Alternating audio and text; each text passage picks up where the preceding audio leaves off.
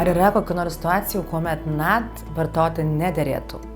Taip, nėra viskas galutinai ištirta, tačiau yra bendras toksai principas, bendra tokia yra nuomonė, kad negalima vartoti NADO tada, kada yra esamos arba įtariamos onkologinės ligos. Šalutinis poveikis gali būti kaip ir kiekvieno preparato. Tai yra tikras daiktas, tai yra cheminė medžiaga.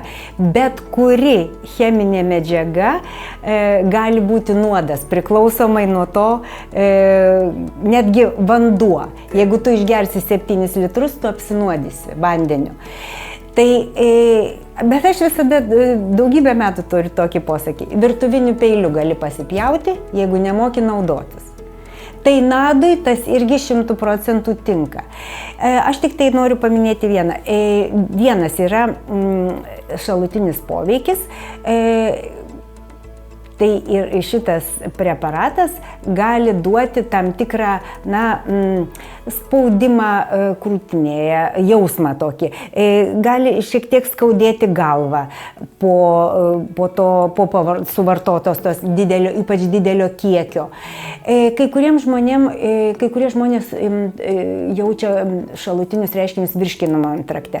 Kai kuriems spazmuoja žarnynas, kai kurie gali šiek tiek pykinti, bet tai yra labai retai ir labai priklauso nuo dozės.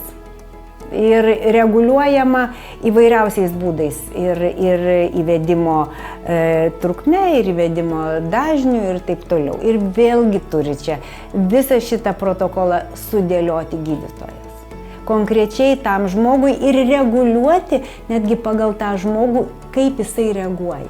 Tai čia yra, kaip ir su kiekvienu vaistu, reikia žinoti, su kuo turi reikalą, reikia žinoti, ką darai, ką nori gauti, koks yra tikslas ir pagal tai reguliuoti visus kitus dalykus.